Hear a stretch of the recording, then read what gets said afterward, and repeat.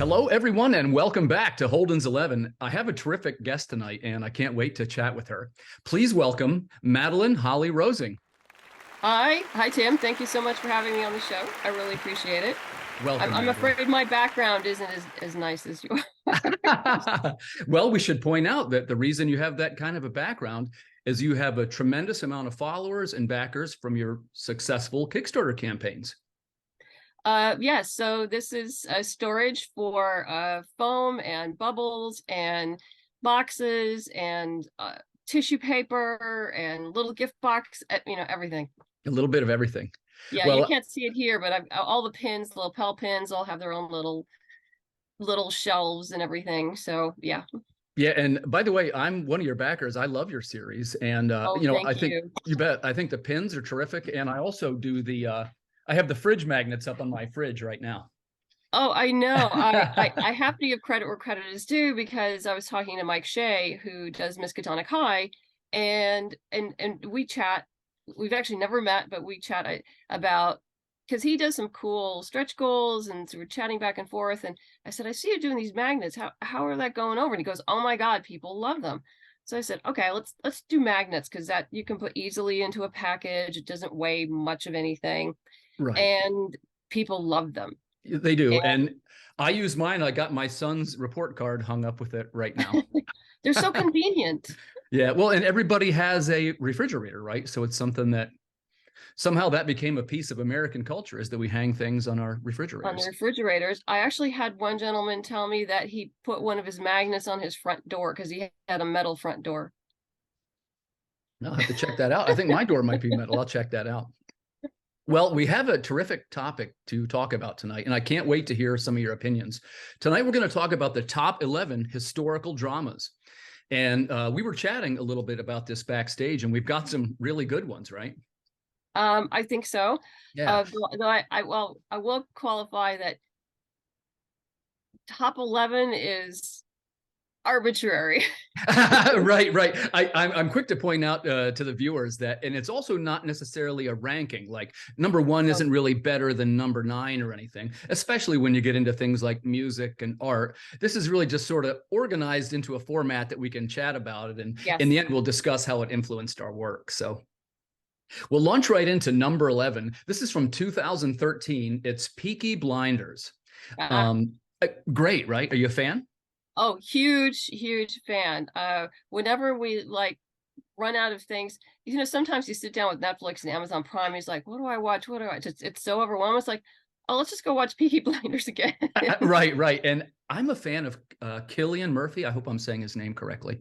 Yeah, he is amazing. I mean, the way he carries that show, and I know it's much, I don't know how much of it is historically accurate. I mean, one of the nice things about watching period pieces is, for me, particularly if I don't know much about the period, I go like, Right. I wonder how much is accurate that they're telling me, and then I go research it, and it's a subject for discussion, and it even makes it more interesting, figuring out why possibly the writers, producers, showrunners decided to make certain changes, and some are more obvious than others.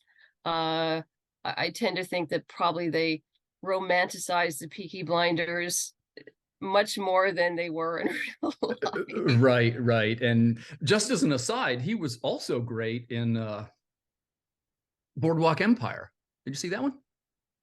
I Steve did. Buscemi. I don't remember him He in was that. the uh, he was like the rival to Steve Buscemi.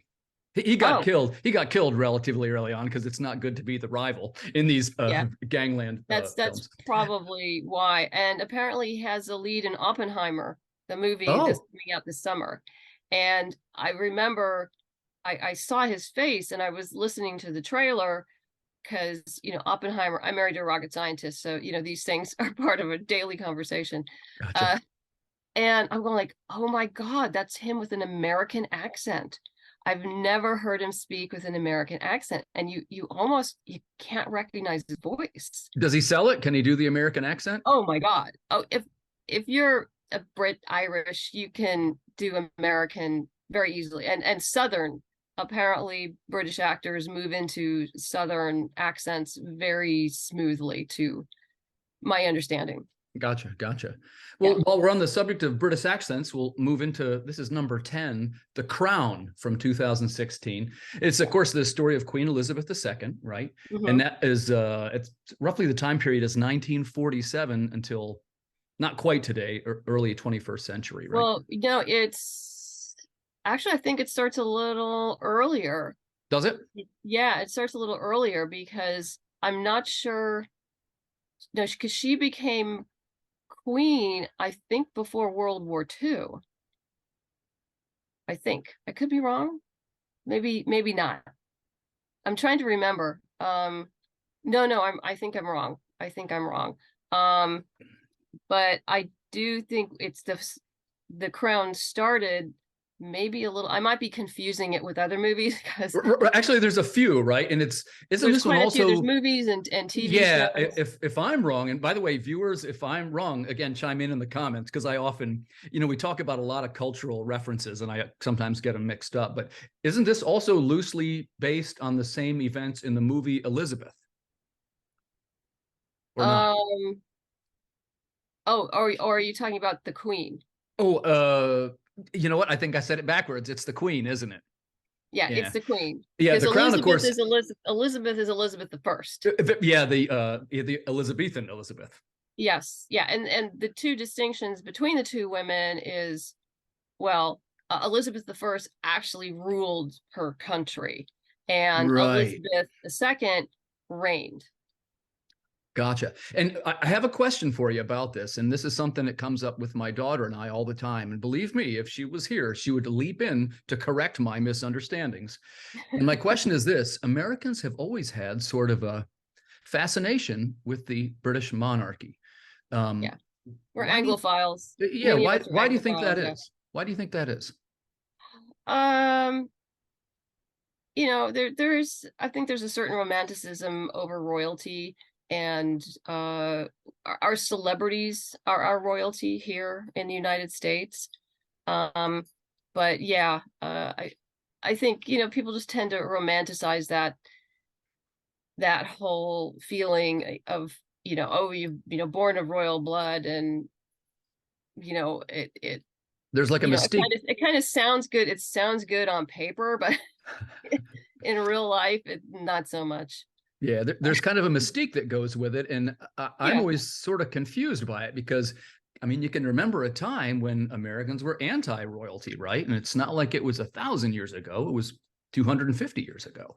So, it seems like it sort of reversed itself a little. And like I say, we come by it honestly in this family. There's a couple of them that just religiously follow the books, these types of shows, and that sort of thing.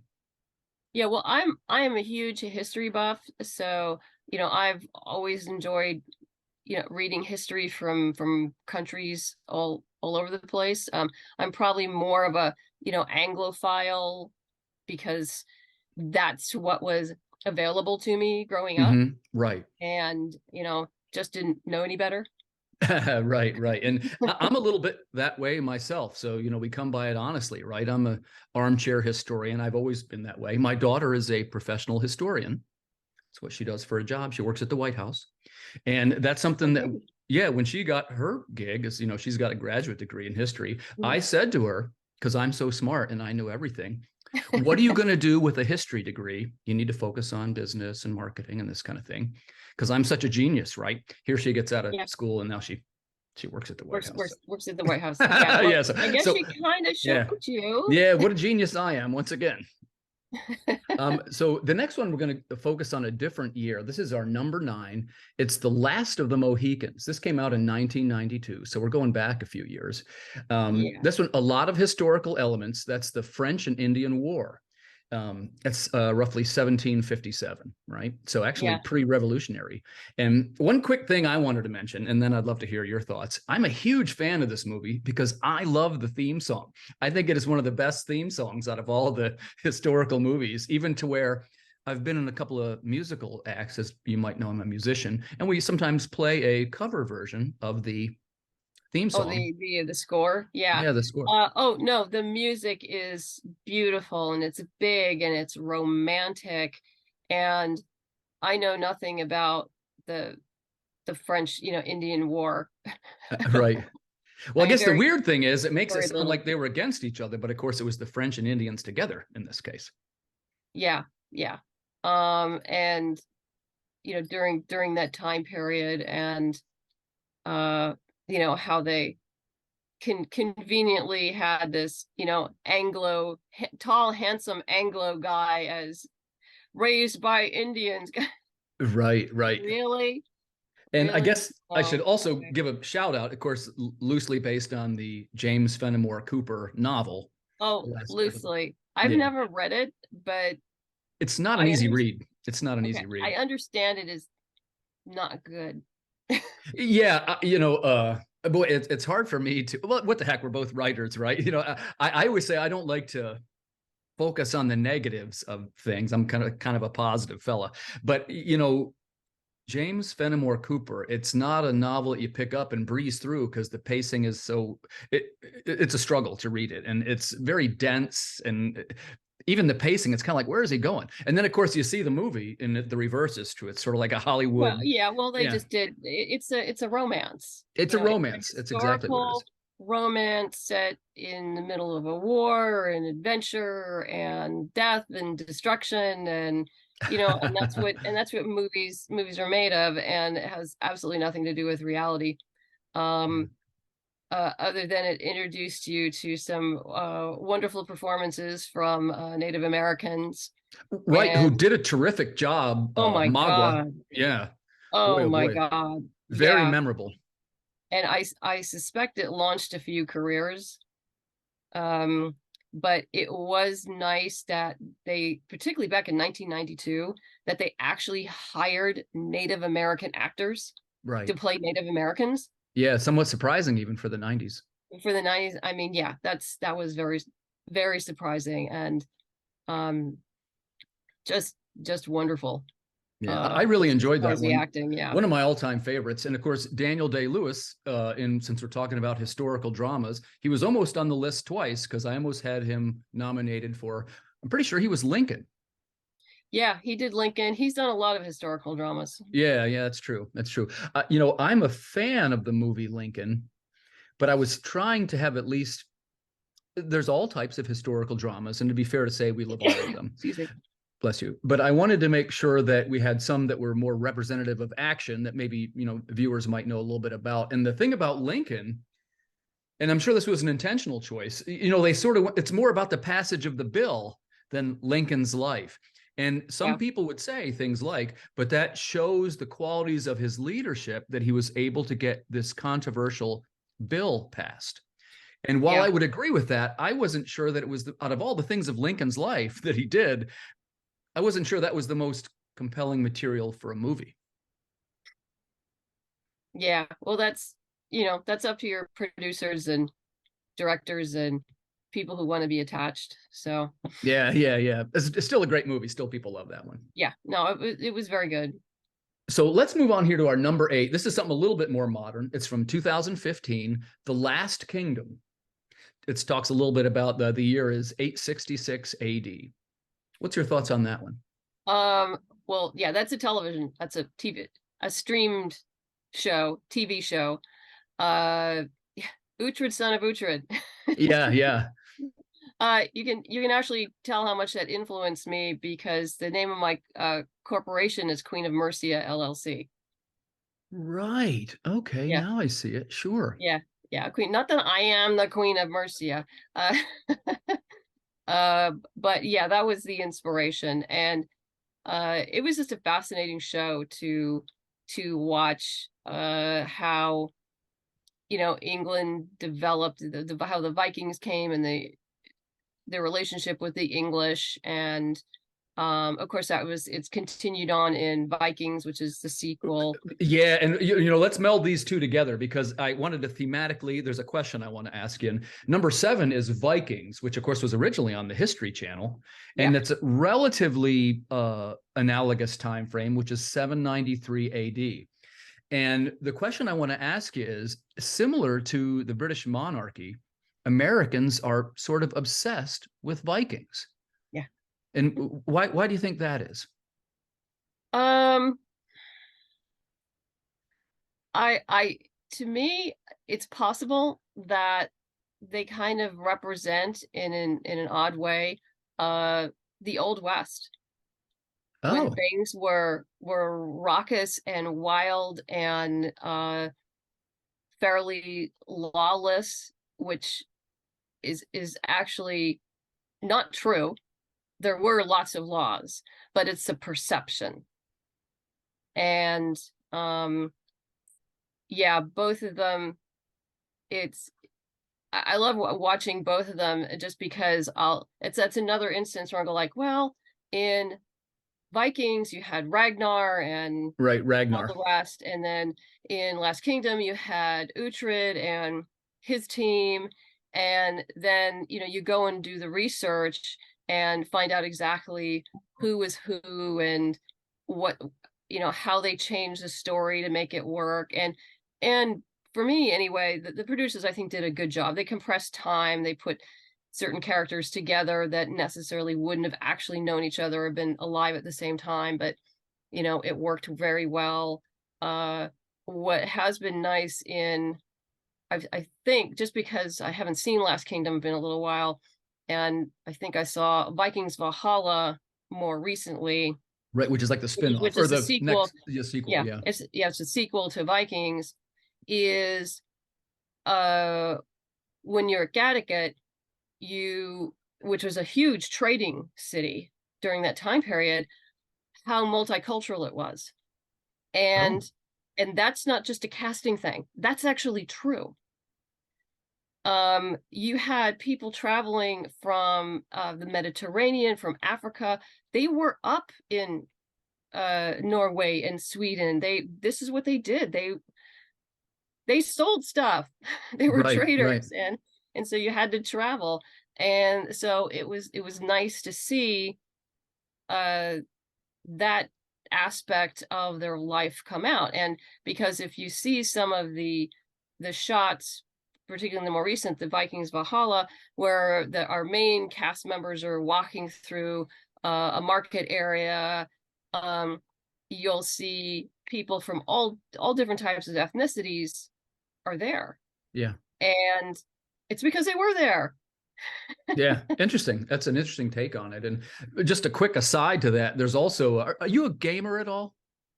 Mm, Okay. There's a I don't great have video time. game, Yeah. Assassin's Creed Valhalla. And boy, it's super interesting. And they do a terrific job showing the voyage from Norway to England and how they pillaged the religious sites along the way. And it's just a Oh lot of yeah, fun. the monasteries were absolutely fair game. Yeah, and they Yeah. really do a good job showing and am I correct in that Viking was also a verb? They would go a Viking, and it has like the connotation of pillaging these It religious could be, sites. yeah. Yeah, Yeah. and I'm pretty sure that's where the word comes from. Again, viewers, if I got that wrong, chime in and disagree with me. It's one of my favorite things when people disagree with me, and of course, there's no such thing as bad engagement. So Well, we also learn things. It's like, because it's like, you could be this much close and they'll go like, no, no, you're on the right track, but this is where it was. So it's we're just getting educated, which is great. yeah, and I'm glad you said that, because one of the things that I kind of strive for myself is that I kind of feel alive when I'm learning something new. And even as most people know, even this writing thing to me is kind of new. I've only been doing it about 3 years or 4 years. So every time that I get to meet great creators like you, who I'm a fan of your work, and it Thank really you. it helps me to broaden my horizons. So that said, this one's one of my favorites too. I can't wait to talk about this one. And some people say that this is one of the more historically accurate movies, but I'd love to get your 2 cents worth. I'm talking about this 2003. This is our number 6, Master and Commander. I'm a Russell Crowe fan anyway. I know some people don't like him, and I'm also a huge Ridley Scott fan, which is one of the Ridley Scott movies, I believe. And what they're dealing with, the subject matter, is the Napoleonic Wars. And what I like about it, I'm always inspired by old school naval combat. And I just think it's fascinating how they had to use the winds and the currents to try and win a war. Yeah. Yeah. I actually just read an article today about how some people are obsessed with Master and Commander. Yeah, Yeah, I'm one of completely them. obsessed with it. Yeah.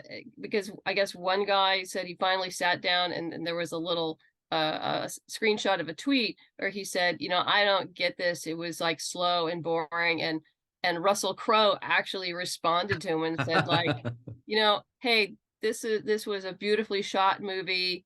And all these things. He goes, it was for adults. Bye bye. And Yeah. and it is slow. As if I recall correctly, I watched it a long time ago. Right. It isn't But it isn't but it's necessarily a beautiful. But blockbuster. it's not a blockbuster. It shows a way of life that no longer exists, really. Right. Because they're out in the middle of nowhere, and you don't see many battles in it. It's more about the everyday life and functioning and the relationship between the captain and his, I don't know, his science officer, who's a botanist. Who's Paul Bettany, right? I think is his name. Yeah. And by the way, he's Jarvis and the Vision. So if you're a Marvel fan, go check out Master and Commander. He has a terrific role in that.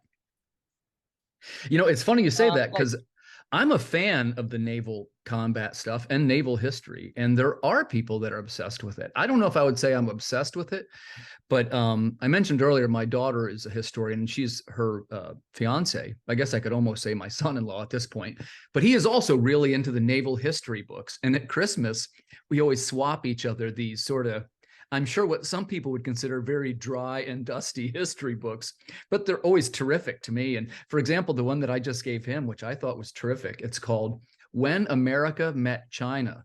And it is a maritime history about how the advent of the clipper ship led to a mild increase in technology, which gave the European traders the upper hand for the next century. And I know you say that and it sounds very dull, but he and I, we couldn't put it down, man. I read it in like 2 days. But naval history is a category. Yeah, and actually something like that, even though it seems to be small and insignificant in the larger picture, it means more money, more goods. It increases the gross national product of the country that has that technology, which means power. Right. And that's what can happen. And thinking of naval battles, did you see Greyhound? I know it's not on the list, but it's called Greyhound. Man, I was hoping you were going to bring this up. Yes, please do. Because my husband's like a big World War II buff, and and who doesn't like Tom Hanks? I'm sure there's somebody who doesn't, but an American treasure. Wrote it. He actually wrote it. He did the script for Greyhound, and I mean I do have some issues with Greyhound on not delving more into his character and why he was there, but the 72-hour maneuvering battle was just phenomenal. And the fact that was his first crossing, he clearly had commanded a ship before, because there's no way you could do that without knowing exactly what a battleship could do, right? And its capabilities. But it was the first time he commanded the flotilla across the Atlantic in that 72-hour period when they didn't have any air cover, and the wolf packs could just eat them alive. Right. And I do not know if it's true if they took out 5 German subs, because at the end that's what they said they did, but I didn't research that, so I don't know if that's accurate or not. But even if they only got 3, that's still amazing. impressive. Still impressive, and a generation that experienced many things that today we almost can't even relate to that kind of terror, and it's almost alien to us. Like in my generation, I've never really known combat or trying to survive against a German No. submarine. It's something that, and first of all, thanks for bringing that one up. You have just latched onto one of my all-time favorites, but I guess that maybe it wouldn't be well known enough, so I didn't put it on the list. Well, the problem, unfortunately, is it came out during the pandemic and it was supposed to go to the theaters, but It was because only on Apple TV or it something. was on Apple TV, and then we Yeah, got like a brief subscription, and yeah, I said we, so we watched it there. But that unfortunately is that's the kind of movie you really want to see on the big screen, right, right. because that would be like, oh my God, because even the guys, in the command center on deck with the captain, I mean, he never left for 72 hours, and they Yeah. kept rotating all the guys in and out. And, I don't want to ruin for people what his feet look like at the end, but Right. And, I was lucky enough to see it on my friend's home entertainment system, which he's got Mhm. this tremendous sound system, and it felt right like you were there. And we talk a little bit about our influences, right? And that's kind of where all this is headed, is how historical dramas have influenced our work. And since you brought it up organically, I'm going to tell you the Greyhound film was directly the influence for my short story Lost at Sea, which is one of our Oh, better received properties. And what great. what I got from that was I like the way these Navy men talk, and I'm kind of into dialogue and characters, maybe more than some folks are. I bet you are too. But I said, hey, I'm going to sit right down and I'm going to write myself a naval drama. And I was like, inspired so much, I churned it out in something like 3 days. And, it's full of the heave to and over hard 90 degrees, stuff that would never be in any other book. Hmm. There's some differences in my story. For example, I don't think that robot Marilyn Monroe was in Greyhound, but she does make an No, appearance in my story. But I will tell you that the setting of it was lifted directly from the submarine warfare scenes of Greyhound.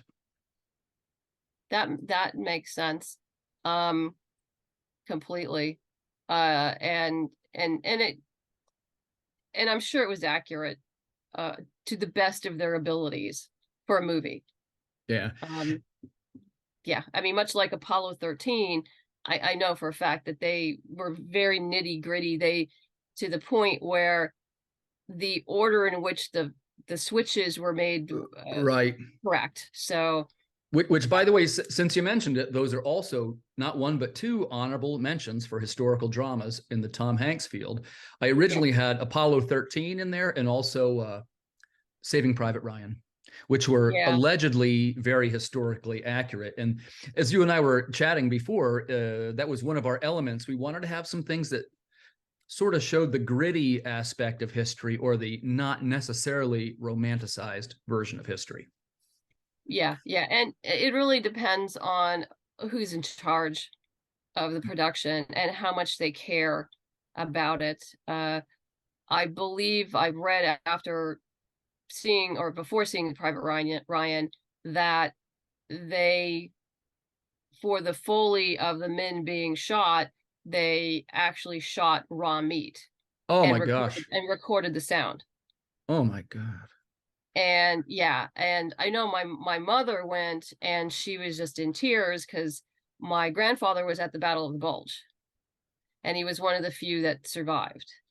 Well, So all she could think about was like him being there, and you know, she was like, well, yeah, she was and a mess. I read that in the interview as well, that the veterans who had seen this movie, some of it triggered a little bit of their PTSD, because Oh yeah. the Oh battle yeah. scenes in particular are not romanticized at all, and they're very they're almost too intense, if you ask me. They are.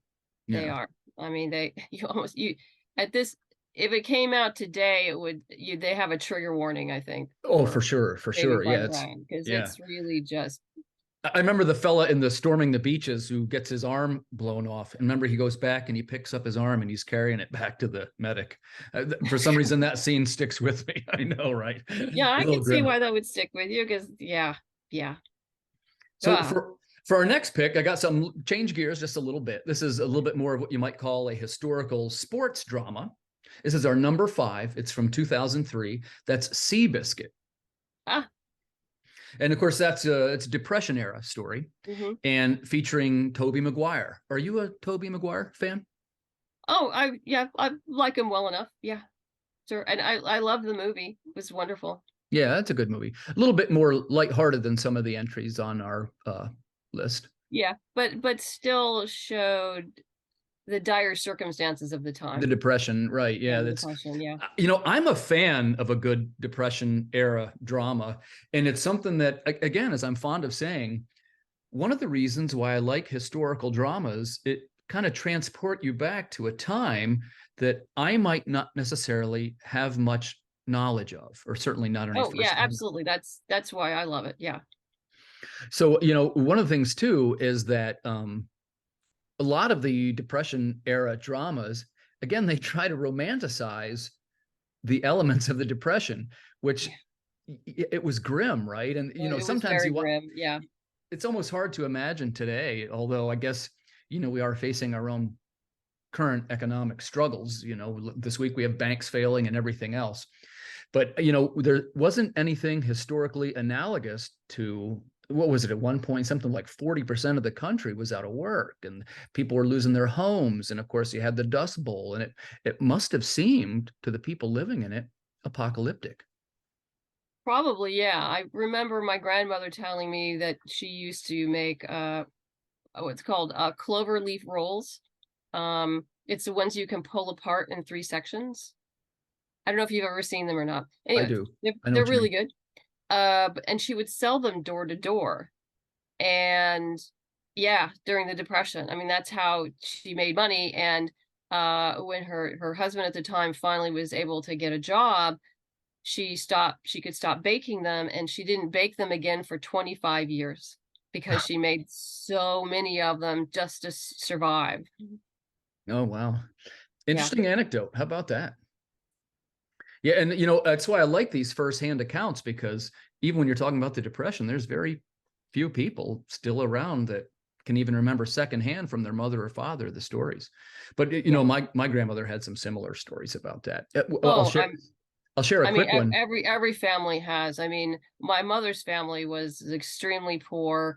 My father's family lived in the Midwest, and they were a little more fortunate because they had relatives that were out in the farming community. So even though they were able to get a little more help because they had their own stuff. They were growing their own stuff. They had their own livestock. Oh, But right. yeah, my mother's family, it was tough. Hmm. The Depression. How about that? Yeah. So let's change gears a little bit. We're going to head into South America. I've always been a fan of Mayan culture, and I want to talk to you a little bit about number 4. This is from 2006, Apocalypto. And are you interested in Mayan culture? Well, I'm interested in all cultures. I've not seen Apocalypto. I've read some very negative things about it just because of the production and who was involved. Oh, meaning But not historically accurate.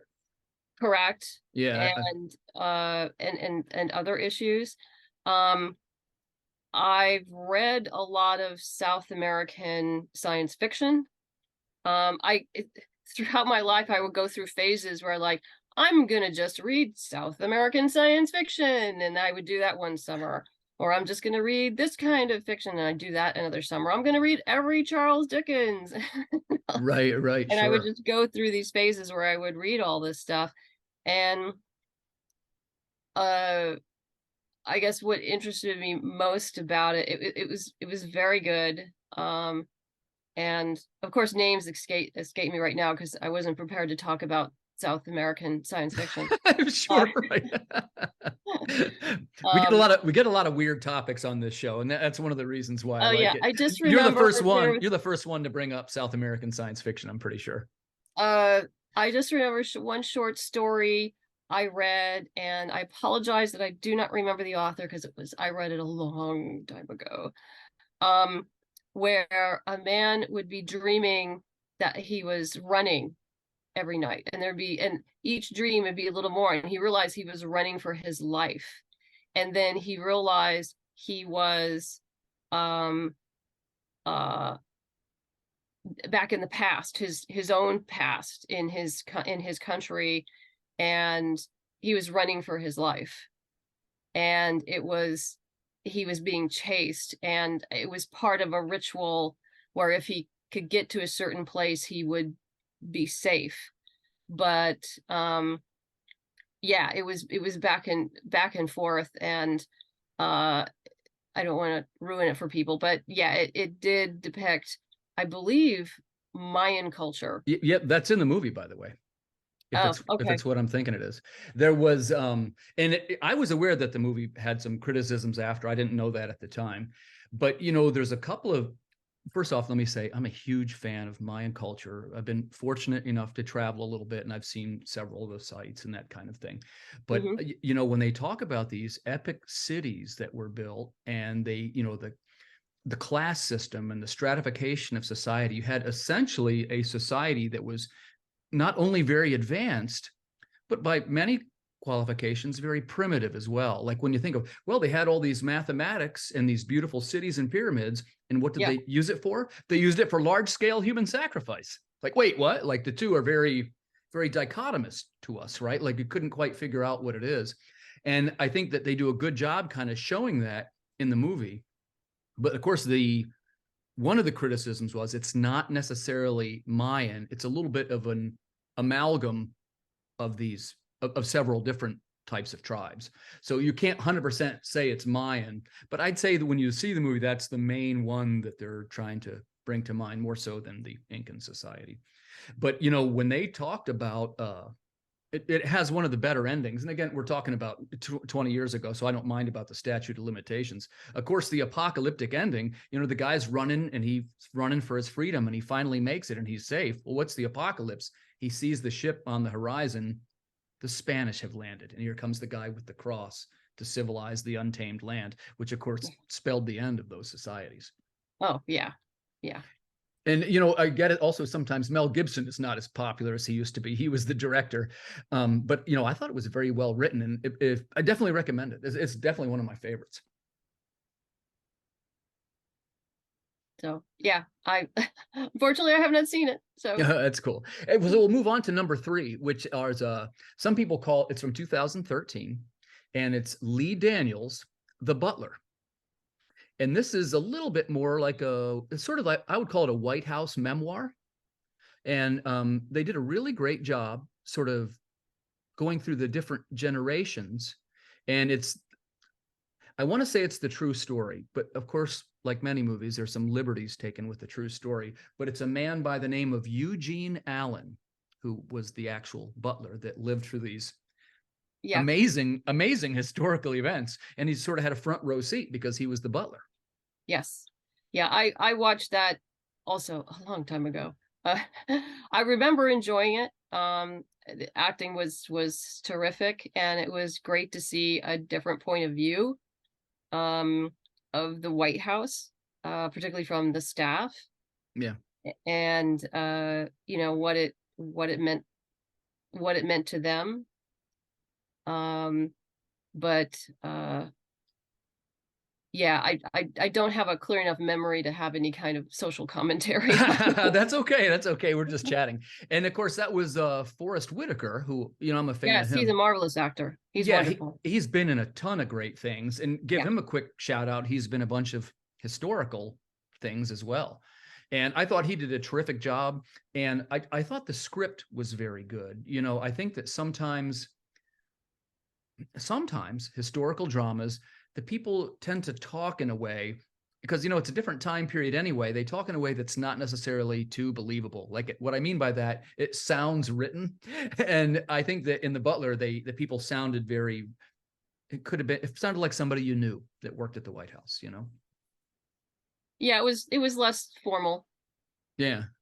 Well, Yes. and by the way, I talked the other night to Travis Gibb about this. Sometimes there are elements of certain cultures which I haven't been exposed to in my upbringing. So it's Oh, yeah. sometimes illuminating for me to see, other cultures. Oh, I mean, yeah, that's what I've always loved. Um I mean, even in college, I mean, I have several degrees, but my BA is in politics, but I also did kind of like, we didn't really have minors, but um uh anthropology and comparative religion, comparative Oh, cool. cultures, comparative all of that. So no, that's always interests me. I like to learn about different cultures and how they function, how they think. Yeah. It's just interesting to me. That's one of the parts that's really kind of fun. Now, Absolutely. I do have a little bit more modern one for our next pick. It was just last year, actually, and I just saw this about 5 or 6 months ago. And of course, it was a movie before, and of course, before that, a very influential book. I'm talking about the current Netflix historical movie. It's All Quiet on the Western Front. Oh, And the German movie, yeah. right, man, it's really powerful. And I don't know if anybody has Netflix out there, and if you like World War I dramas, I mean, it's very well directed, very artistic, great color palette. Like I could just gush on and on about this one. Oh, it is an excellent movie, and what got me, and written just beautifully. It's obviously doesn't go exactly by the book. It was actually a woman who wrote it. She took a very different look at it. Thematically it's the same. It still ends the same. Right, right. Um, just not quite the way you expected. But I don't know if in the book or if this is what she wrote, but if she wrote it was brilliant, is the first 5 minutes. The first 5 minutes just demonstrate to you with no words that these young men were just cogs in a machine. Right. And yeah, the whole laundry thing was like, I'm watching this going like, this is freaking brilliant. Right. The I thought laundry. they did a terrific job showing the distance between these officers and the enlisted men. And not only the officers, but the politicians who Yeah, they had almost no, what's the right way to say this? They didn't have any concern about losing tens of thousands of men each day. It was like, yeah. well, hey, what about our honor? We've got to keep going. And it was like, by that point, I mean, everybody in the room was like, what are you talking about? This is carnage. We've got to stop what's going on. And they were still more concerned about the way it was going to look in the paper. Yeah, yeah. The scene where the signing of the treaty happened, Yeah. that of course didn't occur in the book at all.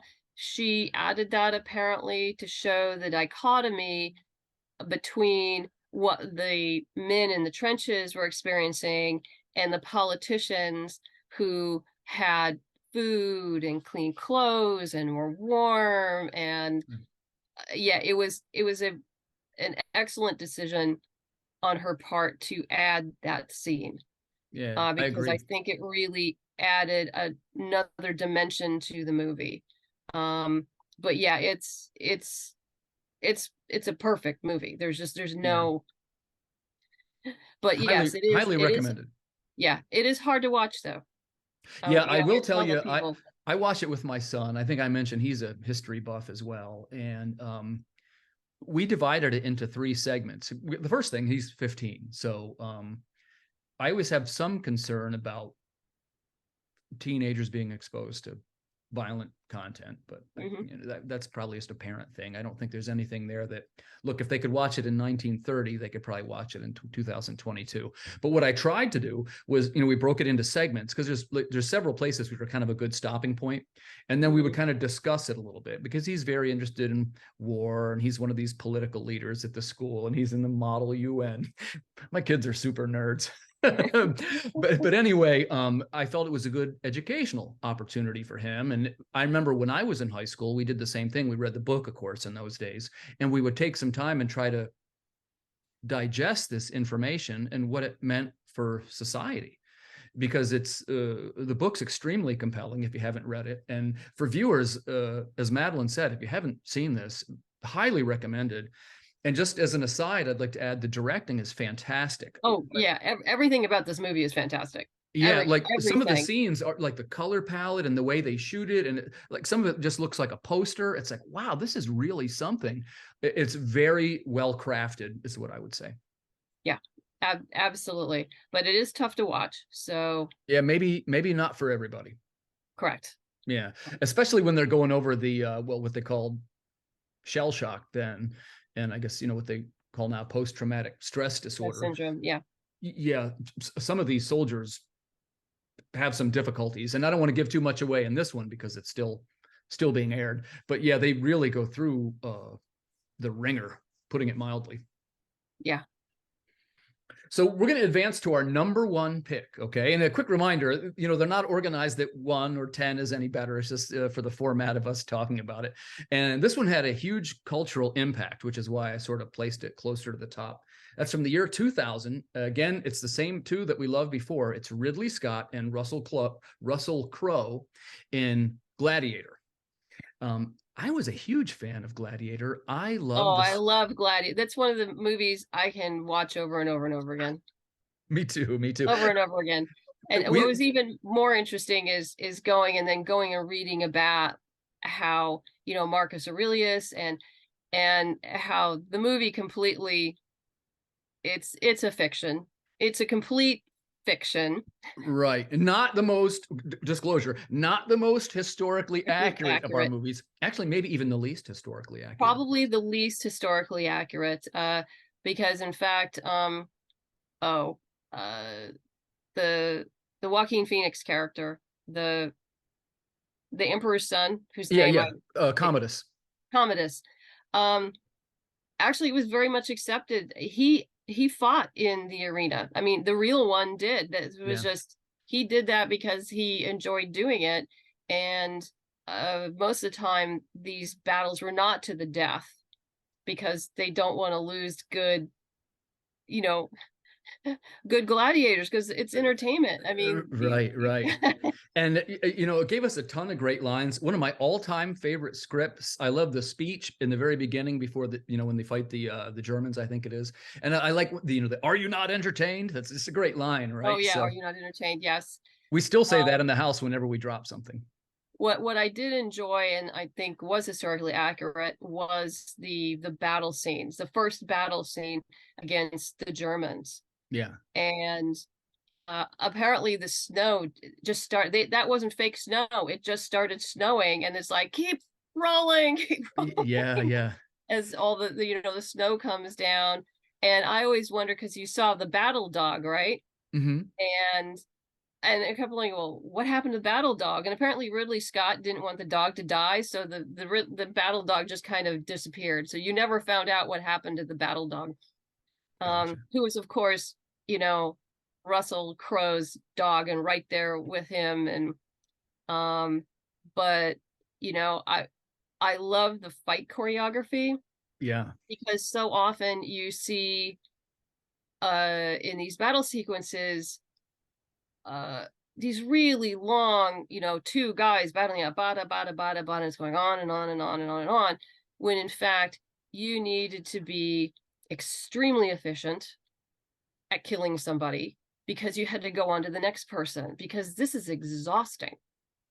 And what I really loved of watching his character is that he was very proficient at killing people. It was very efficient in a battle fighting. We have to win this, so I have to be extremely efficient. I have to reserve my energy, only use it when I need it. And so it was great how they choreographed that, because then it was a juxtaposition against when he was in the arena, where he had to be more flamboyant and take more time. And that's why he's going like, are you not entertained? Yeah, I'd buy that. That.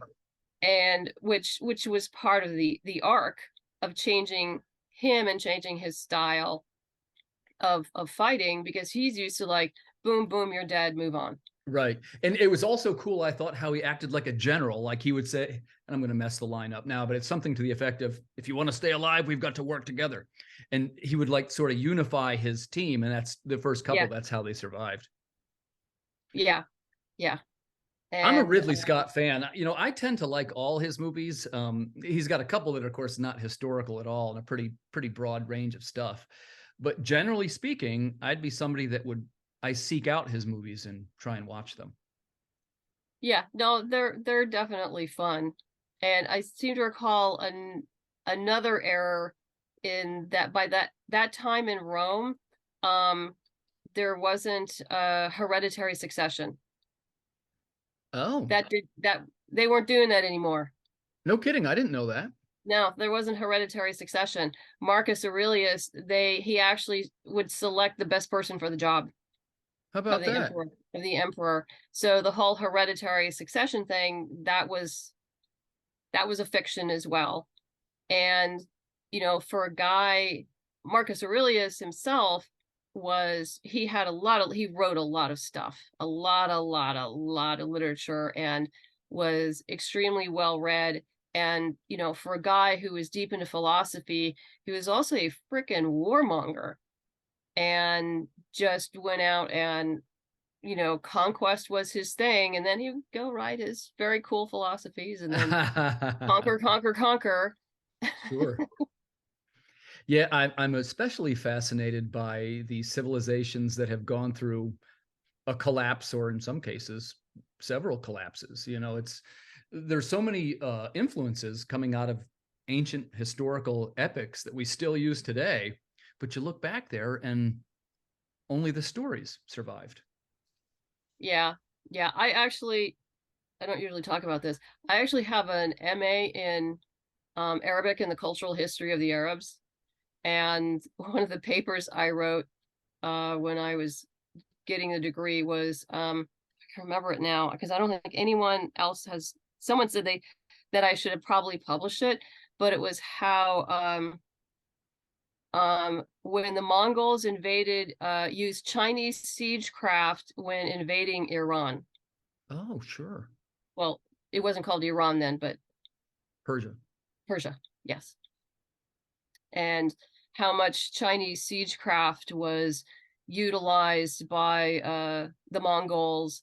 And I could talk a bunch of stuff. Yeah, I tell you, That's a whole other thing a on whole other episode. Listen, you have found the right audience, though, because my other passion, some people know this, I'm also an Asian history fella, but I get it that most Americans glaze over when I start talking of that. So I'll save that for another show. But yeah, as some people know, I live in a Mandarin household. Yeah, well, I mean, there was a reason why Genghis Khan and his sons and grandsons were able to take over. I mean, there's multiple reasons why they took over China, Russia, and Europe for a short period of time. And it had to do with an incredible intelligence network, and the way when they took over a town, how they handled it, which is it's all very, very interesting. Well, I can tell you for sure that I'd be very interested in that, and I would love to read that if you ever publish it. So, I have to go dig it up somewhere. I don't even know where it is at this point. well, that basically wraps up our top 11. So, the first thing, Madeleine, thank you so much for taking part in our discussion about these historical dramas. Thank And I'd you. like to chat with you a little bit about number one, your current project you have going on. This is Mystery at Pikes Peak.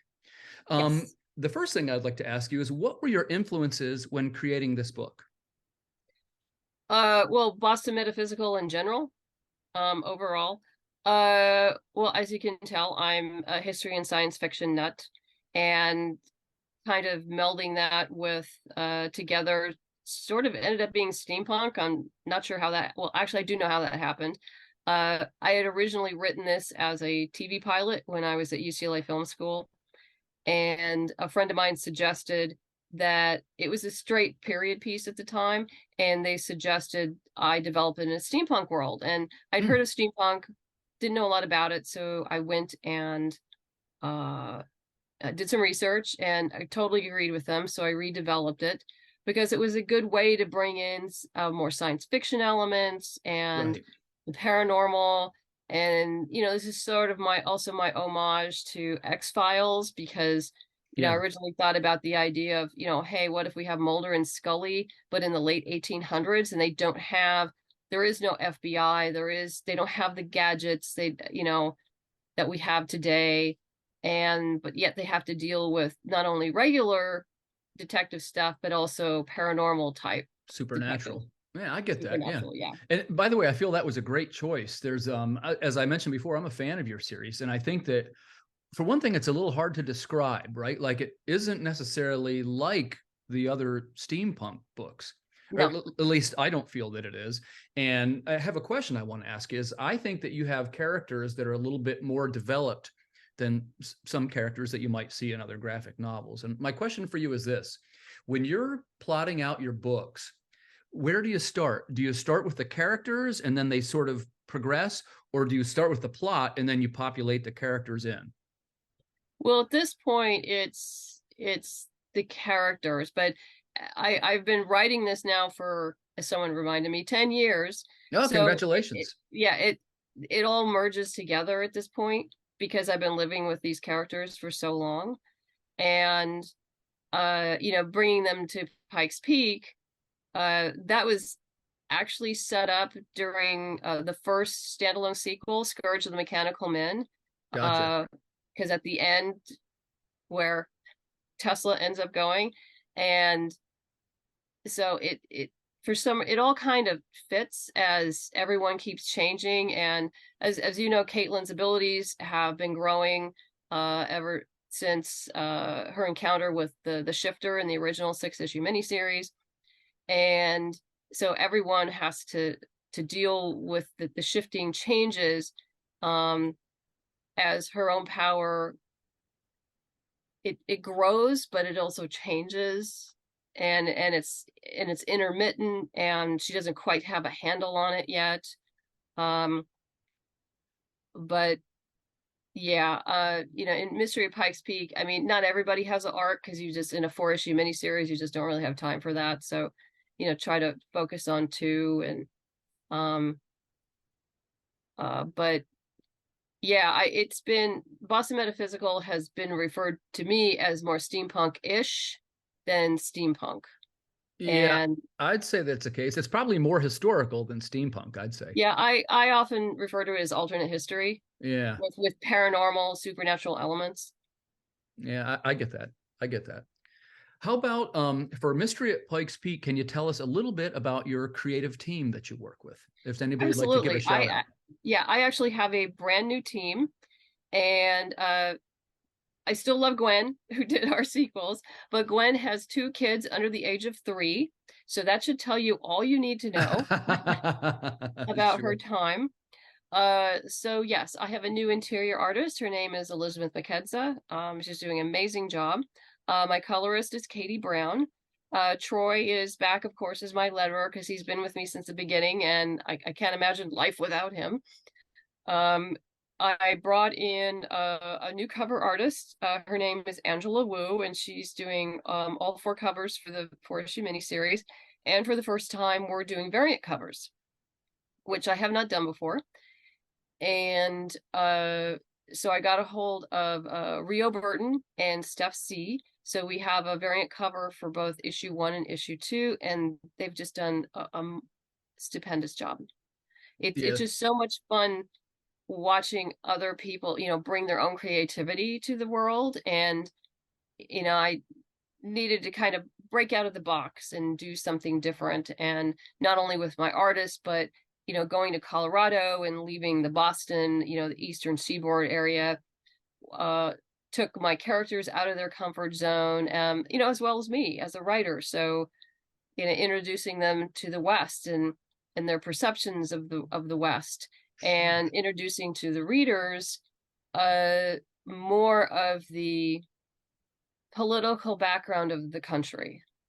And you will see hints of things that actually did happen in Colorado during this time period.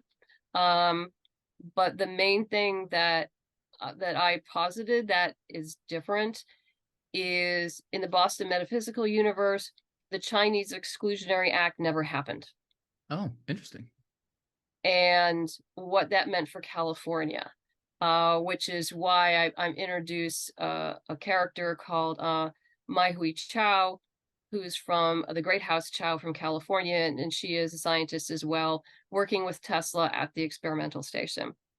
So, people get a sense of the political machinations and environment outside of the East Coast, which is, it's fun for me because I've always known them in my head. If you read the prose, the novel, the prequel novel and the anthology, I get more deeper into that, and into great house politics Yeah, and, sure. how they function. But yeah, I mean, you can only do so much in a comic. So Well, I I want to try to introduce it in little bits. Yeah, I want to make a quick comment there because one of the things that we often talk about on the show with, we meet a lot of creators is how important the world building elements are when creating your own series. And I got to say here, Boston Metaphysical Society has one of the most finely crafted world building systems. And what I mean, if you like book number one, it's very consistent with the next one. And if you like this one, you're going to like that one. And I like the development. I like the art. The characters are very strong. I think you've got a terrific series. I'm a fan. Well, thank you very much. I appreciate that. You're welcome. I want to ask you one more question, which is, you're known also for having very successful Kickstarters. If you had some advice that you could offer to new creators, and this could be writer or artist, however you'd like to approach it, what are some tips that you might give to people that are starting out? Well, first you might want to buy my book, Kickstarter for the Independent Creator. Right. And make sure you get the one with the green cover. That's the second edition. So it does need to be updated a little bit because Kickstarter itself has evolved, but the basic strategies remain the same. I mean, for any crowdfunding. But otherwise, I would say, make sure you have a solid email list where you're pretty much 99% sure that you have enough people on that list that will get you to 35% of your funding goal. Because, if you can get to 35%, at least in your first day or two, that'll put you in a good place where in the next week or so, you'll probably be at 50%, and then on from there. The other thing is, please study other successful and unsuccessful Kickstarter pages. Yeah, maybe more so study the unsuccessful ones. Yes, see what people do right and see what people do wrong. And and when I'm talking about studying, not just, you study the video, how people present themselves, what kind of trailer, how just, the main body, how it presents itself, and the rewards as well. And definitely if you have someone who's done this before, have them get other eyeballs on it to give you critique, not only for typos but for other things. Because I think one of my pet peeves is people who don't put, you got your video right underneath it, you should be telling me what that Kickstarter is for. Tell me it's going to be, this is to print a 200-page graphic novel with da da da da da da da da, right? In perfect bound with whatever. Tell me what you're using this money for. Don't make me search for it. Yeah. I have to search for it. I'm gone. Yeah. Yeah, I'm gone. Well, and you make a good point there, because it's one thing I've noticed, particularly in the last 6 months. It's a big tent now. It's there's a lot of Kickstarters going at any time. And I wanted to tie that into my next question, which is, first off, have you tried any of the other crowdfunding platforms?